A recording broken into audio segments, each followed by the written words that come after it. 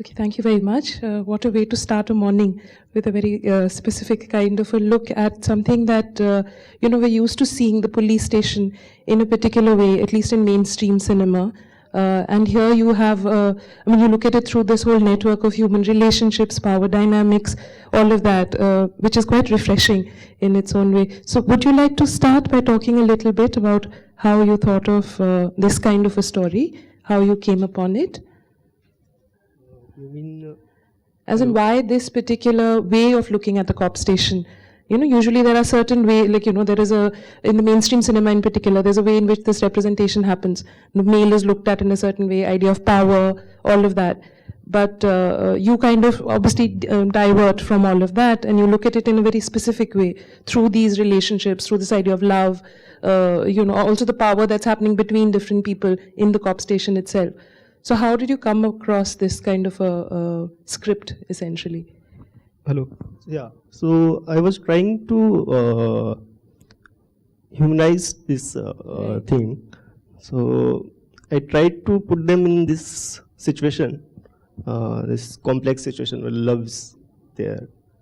So I just wanted to see how they will react in that situation. Yeah. Like we always see police people in a very rude manner. Yeah, absolutely. Yeah, so I just wanted to see how they will react in this complex situation. So I put them in that situation. Right. And it was beyond this realism. Right. Yeah. So lots of people have said that. Yeah, but How do you mean that? Could you elaborate a little bit? about जो आप ये बोल रहे हैं कि it's beyond realism. yeah, because most of the time we don't see them as we are seeing here. Yes. Yeah, so in that way I was thinking.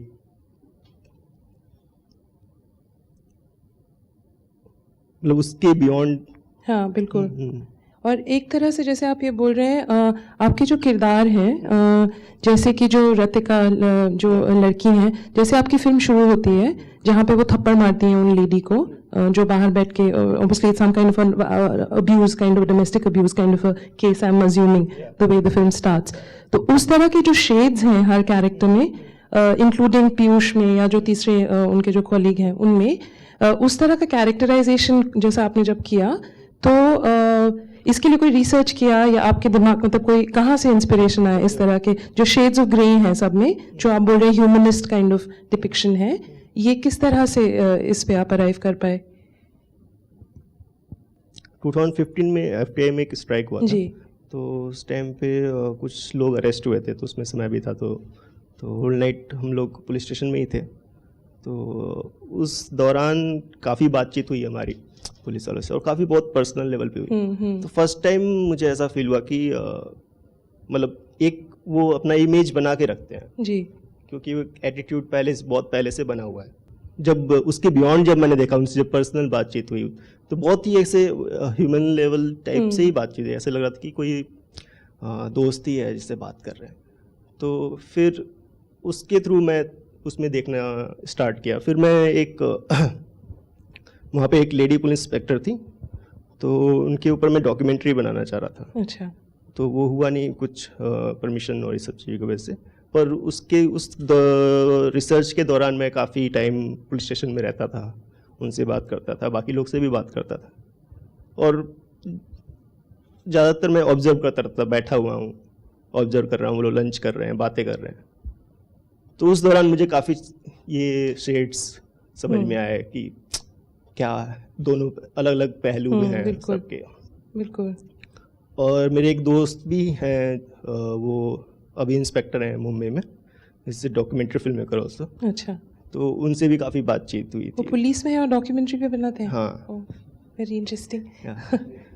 तो उनसे भी काफ़ी बातचीत हुई थी, तो अच्छा. उनके थ्रू भी काफ़ी कुछ पता चला.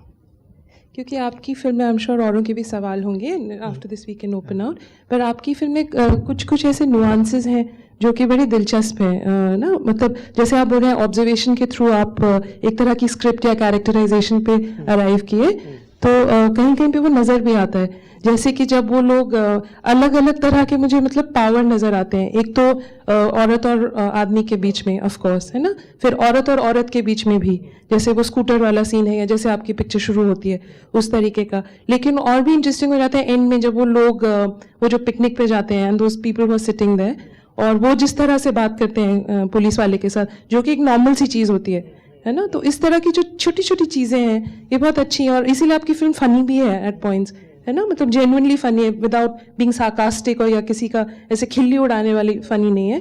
पर तो उस तरह की बहुत दिलचस्प चीज़ें हैं आपके फिल्म में।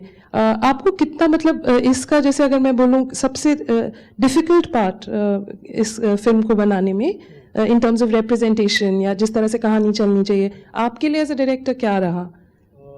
मेरे लिए मोस्टली मतलब राइटिंग में ही काफ़ी टाइम लगा था, क्योंकि 3 कैरेक्टर थे, तीनों के अलग अलग सेट्स थे, कौन किस तरीके से रिएक्ट करेगा, और तीनों के बीच में मतलब एक लव ट्रायंगल एक था।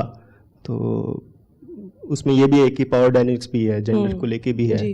तो उस चीज़ में मतलब काफ़ी टाइम लगा था, काफ़ी हेल्प भी लिया मैं अपने दोस्तों से, कि अब काफ़ी लड़कियों से भी हेल्प लिया कि अच्छा अगर तुम होती यहाँ पे तो कैसे रिएक्ट करते। तो मेरा इससे ज़्यादा कि पुलिस वाले हैं तो कैसे रिएक्ट करेंगे, इससे ज़्यादा था कि एक लड़की है तो कैसे रिएक्ट करेगी, एक लड़का है तो वो कैसे करेगा। राइट। तो उसमें काफ़ी टाइम लगा था मुझे राइटिंग में। राइट। हाँ, पर अच्छा रहा है, मतलब time well spent on writing. किसी के कोई सवाल हो अगर, या कोई कमेंट्स हो? अच्छा, भी सब वार्म अप हो रहे हैं, सुबह सुबह की बात है इसलिए। हाँ जी। कि पुलिस भी ह्यूमन है, लोगों को पता चले।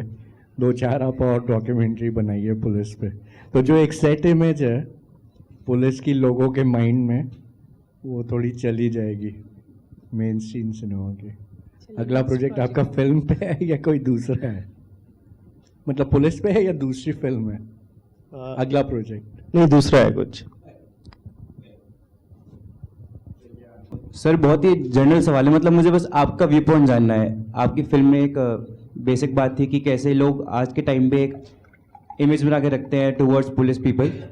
सो जस्ट जनरली आस्किंग कि आपको क्या लगता है कि ये इमेज कभी सुधरेगी या फिर चेंज होगी, जो एक कंसेप्शन है लोगों के माइंड में, और क्या ये फिल्म्स रियली हेल्प कर सकती हैं इस कंसेप्शन को चेंज करने में?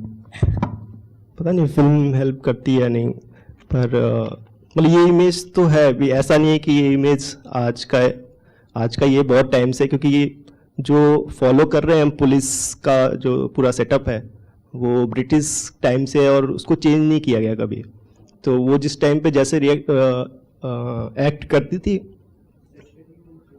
तो वो अभी भी वैसे ही करती है, क्योंकि तब लोगों को लगा था मतलब कि ये उनको जिस तरीके से सर्विस दे रही है वैसे अपनी गवर्नमेंट को भी देगी। तो एटीट्यूड में कभी चेंज नहीं लाया कुछ, तो वो एटीट्यूड बना हुआ है अभी भी पुलिस और पब्लिक का, तो पता नहीं कैसे चेंज होगा वो। तो They will not change IPC.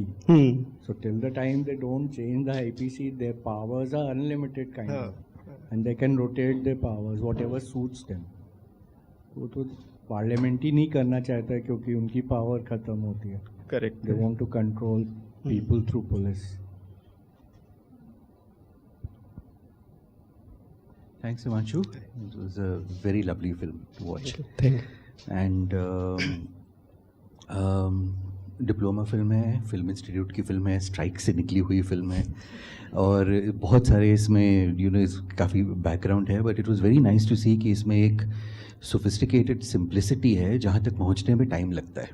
Simplicity ऐसे ही नहीं हो जाती है, वो राइटिंग को सिंपल दिखने के लिए, और आपकी सिनेमाटोग्राफी से मेरा मतलब कैमरा नहीं है, पूरा मिज़ॉन सीन जो उसका है वो अच्छा लगा देख के, वो बहुत अच्छा लगा। एक ठहराव है जो देख के अच्छा लगा।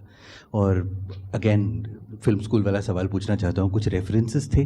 क्योंकि जैसे बात हो रही है कि पुलिस का एक रिप्रेजेंटेशन है, एक वो अर्ध सत्य वाला रिप्रेजेंटेशन है या बॉलीवुड वाला रिप्रेजेंटेशन है, और ये उससे बिल्कुल ही अलग है, और तो I am just curious, it's not necessary कि कॉन्शियस रेफरेंसेस रहे हों, लेकिन कुछ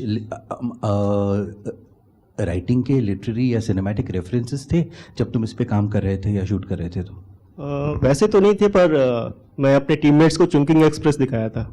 हाँ वो बहुत अच्छा रेफरेंस है। ओके, उससे ज्यादा ह्यूमनाइज क्या कर सकते हैं क्या पुलिस को यार। Yeah. या thanks. Mr. Himanshu, the movie was too good and I really liked. I don't have much experience about the technicalities of movie making. I really appreciate the way you have presented a police or a police community. Normally we people think like police are really a hard people, they don't have emotions, they don't have anything with them. And sometimes I personally feel like talking to them might not be we can discuss any emotional things with them. So after seeing this movie, at least my perception got a little bit changed, and we felt like okay, they are also human being, but might be due to some job related things or day to day nature, the perception of general people got changed. So this movie definitely changed the people's perception about the police and their attitude, like how they are at the home and how they are in their offices. So thanks and all the best for your future. Were there any alternative endings during the writing process, or you just fell onto it? नहीं, writing में भी यही and था। एक loop मैंने सोचा था कि एक गेम से स्टार्ट होता है फिल्म और एक गेम पे ही ख़त्म होता है, और कई बार ऐसा रिलेशनशिप में भी होता है कि हम एक लूप में, उसी लूप में वापस से फंस जाते हैं, मतलब जहाँ से स्टार्ट करते हैं, क्योंकि हम कहीं ना कहीं अपने आप को भी मतलब सामने वालों को समझने की कोशिश करते हैं, जिसमें हम लूप वापस से उसमें ही फंस जाते हैं। तो एक स्ट्रक्चर भी वैसे एक लूप के तरह ही मैंने सोचा था राइटिंग के टाइम पे। Thank you very much, Himanshu. Thank you.